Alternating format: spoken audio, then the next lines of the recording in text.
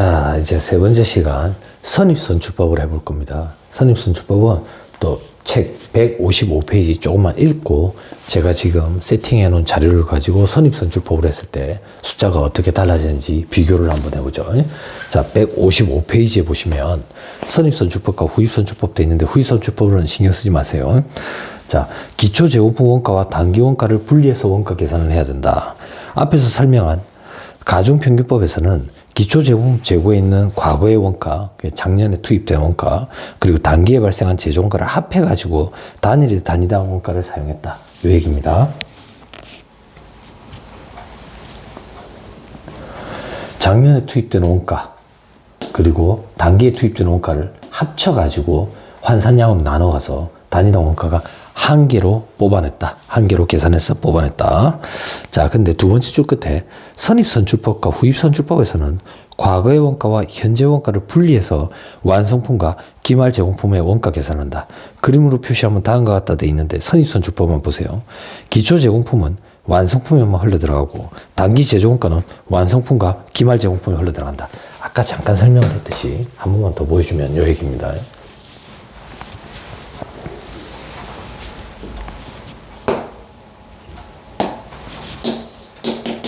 자, 제공품 계정에 기초 제공품 원가가 있고 단기 투입이라고 얘기하잖아요.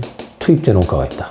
이게 완성품과 기말 제공품 원가를 구성을 하는데 아까 평균법에서는 기초 제공품 원가도 완성품과 기말 제공품으로 흘러들어갔고 단기 투입된 것도 완성품과 기말 제공품으로 흘러들어갔는데 선입선출법은 다르다 그 얘기예요.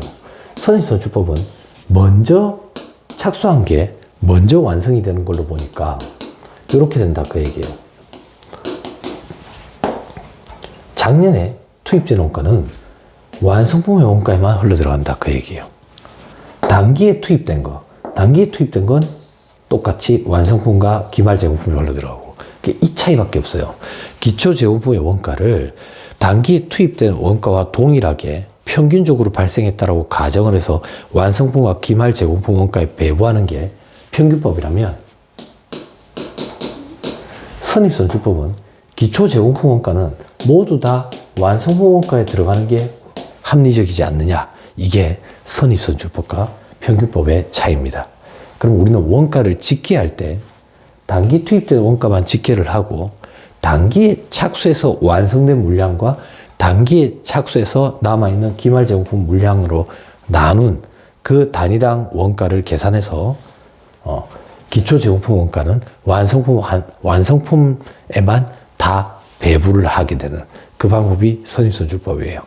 자, 책에 예제가 또 있어요. 자, 책에 예제가 있는데 그 예제에 따라서 계산을 하면 158페이지 예제가 있거든요. 158페이지 예제가 있는데 자,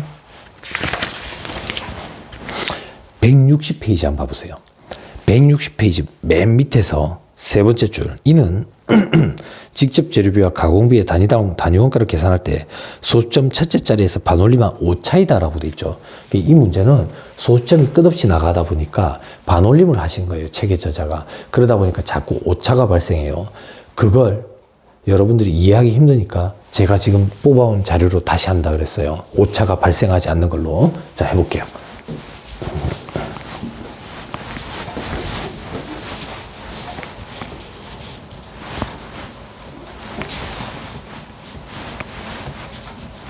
자, 다른 건 동일하고 앞에 예제의 자료를 이용을 해서 우리는 이제 선입선출법에 의한 것만 할 거예요. 선입선출법에 의한 거. 그럼 아까 자료 있죠? 아까 자료를 한 번만 다시 제가 집계를 해서 써볼게요. 자, 물량부터 써야 된다. 물량부터. 자, 기초 제공품이 3,000개가 있었다. 단기 착수된 게 17,000개가 있고 완성품이 아까 18,000개가 있었다. 그리고 기말 제공품이 2,000개가 있는데 완성도를 한번 표기해 보면 기초 제공품은 아까 완성도가 작년에 이미 30% 재료는 완성이 됐고 가공은 60% 완성이 된 상태다. 그리고 기말 제공품은 단기에 착수해 가지고 40%가 재료비가 완성이 됐고 가공비는 70%가 완성이 된 상태다. 자, 완성품 환산량을 뽑아냅니다. 재료비, 가공비. 자, 여기서 주의할 거 뭐냐? 여기서 주의할 게 뭐냐? 완성품을 살펴봐요. 이 완성품이 18,000개는 아까 평균법에서는 작년에 만들다가 미완성인 상태로 넘어온 거, 그리고 단기에 착수한 거, 다 평균적으로 완성이 됐다라고 가정을 했지만, 지금은 선입선출법이야. 선입선출법이라는 얘기는 작년에 만들다가 미완성인 상태인 게 먼저 완성이 된 거라. 그럼 어떻게 구분할 수 있겠어? 얘는 작년에 만들다가 넘어온 3,000개, 그리고 올해 처음부터 투입된 15,000개로 구성이 되겠지. 그죠? 그죠? 그리고 우리는 어떤 작업을 해야 되는데? 요 작업부터 해야 된다고. 작년에 만들다가 넘어온 이 3,000개는 작년에 이미 재료비는 30%만큼 일을 다 한 거야. 가공은 60%만큼 일을 했고, 그럼 올해는 재료는 70%만 일을 할 거고, 가공은 40%만 일을 하겠지. 이미 작년에 나머지는 일을 했으니까 그걸 완성도로 표기하면 올해 재료는 70%만큼 일을 하고 가공은 40%만큼만 일을 한다고. 그죠? 그럼 우리는 지금 환산량을 뭘 뽑아낼 거냐? 올해 실질적으로 일한 것만 뽑아보자 그 얘기예요. 그러면 작년에 3,000개가 미완성인 상태로 올해로 넘어왔는데 거기에다가 올해 재료를 몇 개만큼 투입을 했느냐? 70%를 투입을 했는데 이걸 완성품으로 따진다면 2,100개가 되겠지. 그리고 가공은 작년에 60%만큼 일을 했고 올해 실질적으로 40%만큼만 일을 하는데 이걸 100% 일을 했다고 가정을 하면 1,200개만큼 일을 한 꼴이겠지. 그죠? 그리고 15,000개를 살펴보자. 이 15,000개는 올해 실질적으로 0%인 상태에서 최초 투입을 해가지고 완성까지 이루어진 거지. 그러면 재료비 일한 걸로 따지면 15,000개 일을 한 거고, 그리고 가공비로 따지면 15,000개 다 일을 한 거지. 나머지 기말 제공품은 아까 했던 거랑 똑같습니다. 똑같다 써보자. 800개, 그리고 1,400개. 자, 이걸 가지고 완성품 환산량을 뽑아보자. 완성품 환산량을 뽑으면 몇 개가 되느냐? 17,900개, 17,600개. 17,900개, 17,600개 만큼 일을 했다.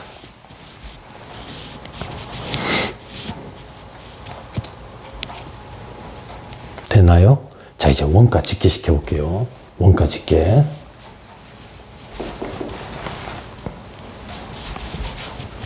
아까 우리 원가가 단기에 착수한 거에 대해서 재료는 17만 9천 원, 가공비는 26만 4천 원이 투입됐다 그랬어요. 자, 집계해보자.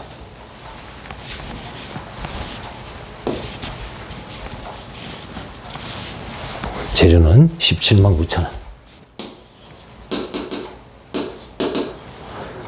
가공은 26만 4천 원. 자, 이걸 가지고 우리는 완성품 환산량당 단위 원가를 뽑아낼 거야. 그럼 단위 원가는 어떻게 되느냐? 단위당 재료비는 10원, 단위당 가공비는 15원 이렇게 된다. 됐나요? 자, 사장님이 궁극적으로 알고 싶어 하는 거는 완성품과 기말 제공품의 원가를 알고 싶어 한다더라. 완성품과 기말 제공품의 원가. 자, 이걸 계산해 볼게요. 자, 완성품부터 계산해보자. 완성품은 재료비 단위당, 환산량당 단위당 원가가 10원인데 완성품 환산량을 뽑아보니까 올해 재료비는 총 몇 개만큼 일을 했는데 17,100개만큼 일을 한 거야. 그죠? 자, 17,100개만큼 일을 했다. 재료비 10원당. 됐죠? 가공은 16,200개만큼 일을 했어. 16,200개만큼 일을 했어. 환산량당 단위 원가는 15원. 됐죠? 자, 자, 이제 기말 제공품 원가 계산해 볼게요. 기말 제공품 원가는, 자, 재료는 800개만큼, 가공은 1400개만큼 일을 했죠. 800개, 10원, 1400개, 15원. 자, 이거 암산하면 얼마가 되냐면, 29,000원 이렇게 돼요.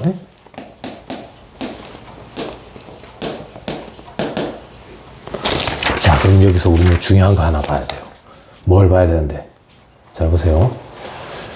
우리가 지금 완성품의 원가를 계산했죠. 완성품의 원가를 어떻게 계산했냐면, 단위당 원가 재료비 10원, 가공비 단위당 원가 15원을 가지고 재료비 17,100개, 가공비 16,200개만큼 일한 거에다가 10원을 곱했고 15원을 곱했다고. 그럼 하나가 빠진 거예요. 뭐가 빠졌는데, 이 재료비 17,100개와 가공비 16,200개는 올해 일한 것만이라고. 올해 일한 게 무슨 말인데, 이 3,000개는 작년에 일하다가 미완성인 상태로 올해도 넘어왔는데, 올해 나머지 70%와 나머지 40% 일한 거에 대한 완성품 환산량이라고. 완성품 환산량. 그런데 이 완성품의 원가는 올해 일한 원가만 집계가 되면 안 되잖아. 작년에 일을 한 부분, 작년에 일을 한 부분이란 얘기는 이미 이 3,000개에 대해서는 작년에 30%, 60% 재료와 가공에 대해서 일을 했다고. 거기서 발생된 원가가 있을 거 아니야. 그 원가도 완성품에 집계를 시켜줘야지. 이 원가가 아까 얼마였는데 44,800원이었다고.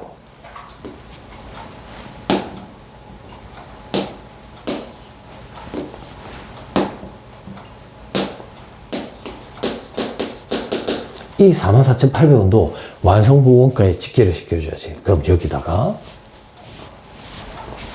어지럽겠네. 천천히 할게요. 여기에다가 기초 제공품의 원가인 44,800원을 더해줘야 된다. 그 얘기예요. 그러면 합계 금액이 얼마가 되냐? 458800 이렇게.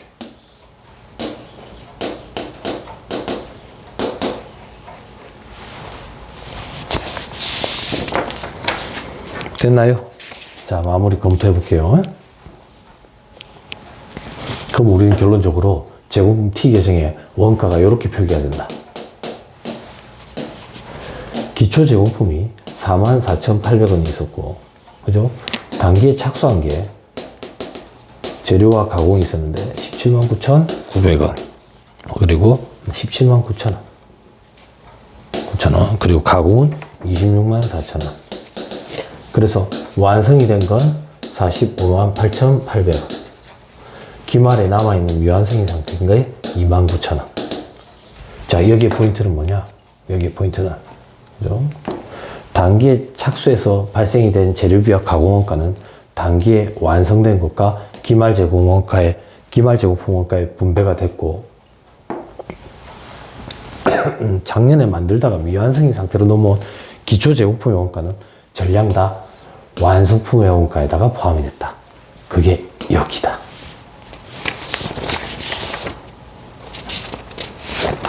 됐나요? 됐죠? 종합원가 계산은 이게 답니다. 그래서 선입선출법과 평균법을 적용했을 때 완성품 환산량 단위원가를 뽑아내는 데 있어서 원가를 집계하죠. 원가를 집계할 때 평균법에서는 기초 제공품의 재료비, 가공비, 단기 착수된 재료비, 가공비를 구분하지 아니하고 다 합산해가지고 완성품 환산량으로 나눈 완성품 환산량 단위원가를 사용하는데, 그 반면 선입선출법은 단기에 착수돼서 완성을 한 거, 단기에 착수해서 남아있는 기말 제공품, 그래서 단기에 투입된 재료비와 가공비만 가지고 뽑아내고, 기초 제공품, 즉 작년에 만들다가 미완성인 상태로 넘어와 작년에 이미 투입된 재료비, 가공비가 있겠죠. 그 재료비와 가공비는 전액 다 완성품 원가에다가 포함시키는 거. 이게 선입선출법. 두 방법의 차이는 이렇게 난다 하더라. 그죠? 책에 있는 예제로 했으면 좋겠지만, 책에 있는 예제는 반올림을 하는 바람에 단수 차이가 있어서 여러분들 혼돈이 있을까봐 제가 자료를 좀 뽑아가지고 했어요. 화면에 잘 보였으면 좋겠어요. 자, 요 정도 하고, 이제 어디로 가느냐? 156페이지로 갑니다. 156페이지. 자, 첫 번째 줄에 기초 제공품 재고액을 완성품 원가에 포함시키는 것이 선입선출법이다. 생산 공정 중에 이미 있는 제공품 원가를 우선적으로 먼저 완성품 원가에 포함시키는 원가 흐름을 가정한다. 그죠? 자, 그 다음 줄 끝에 선입선출법은 기말 제공품 원가에 가장 최근의 원가를 사용하므로 재무상태표의 재고자산 평가가 적절한 장점이 있다. 그러나 완성품 원가에 과거의 원가인 기초제공품 원가를 포함시키므로 완성품 원가와 손익계산서의 매출 원가가 가장 최근의 원가와 다른 문제점이 있다. 자, 이건 이 얘기입니다. 자, 선입선출법은 먼저 들어온 게 먼저 나가는 거잖아요. 먼저 들어온 게 먼저 나간다. 자, 제조기업으로 따지면 만들고 있던 게 먼저 완성이 된다. 그럼 남아있는 거는, 기말 제공품은 올해 착수된 것 중에 남아있겠지. 그럼 기말 제공품의 원가는 올해 착수된 것 중에, 올해 착수된 것의 원가니까 최근의 물가 수준을 제일 잘 반영할 수가 있겠지. 근데 반대로 완성품에는 기초 제공품, 작년에 투입된 원가가 포함이 되니까 작년의 원가와 올해 원가는 다를 수도 있겠지. 그래서 과거의 원가가 반영이 된다라는 단점이 있다, 그 얘기예요. 됐죠? 만약 과거의 원가가 현재의 원가보다 낮다면 완성품 원가가 과소평가되고 결국 매출 원가가 과소평가되어 기업의 이익이 과대평가되는 문제점이 생길 수가 있다. 됐죠? 자, 이걸 가지고 157페이지 맨 밑에 표 6-10을 볼 거예요.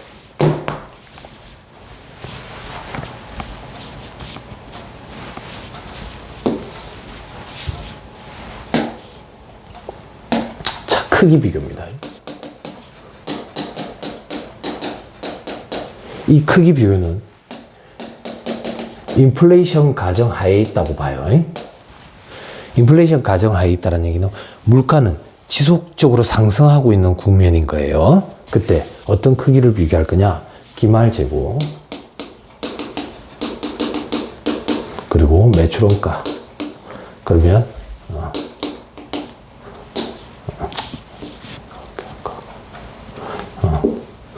매출 총이익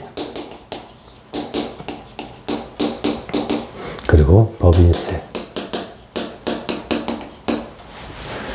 자, 책에는 없지만 현금으로도 하나 써볼게요. 자, 선입선출법 그리고 평균법 그리고 후입선출법.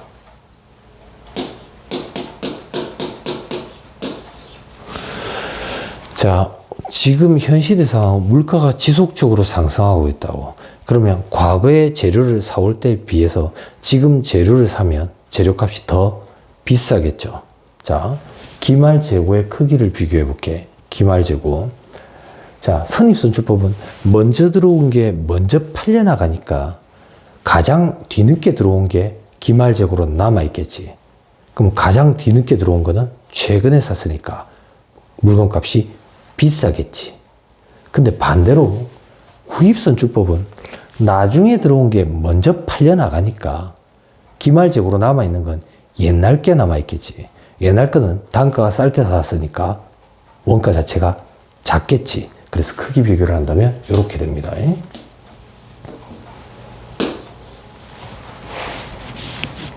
됐죠?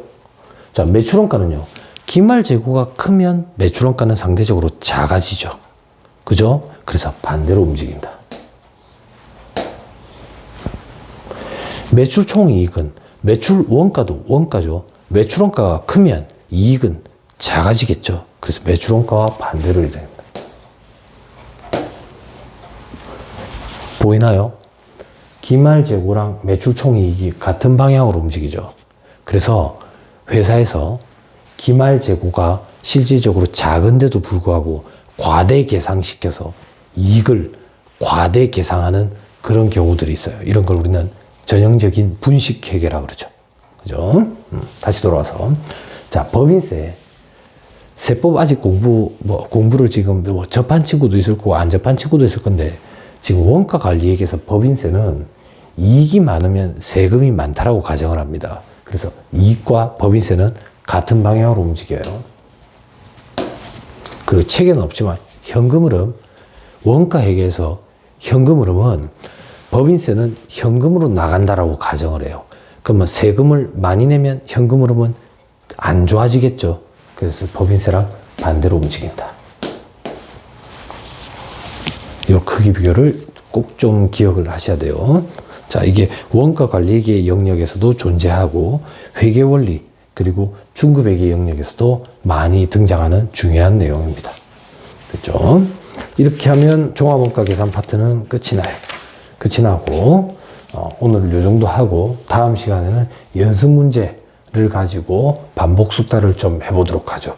강의 듣느라고 고생 많았습니다. 수고하셨습니다.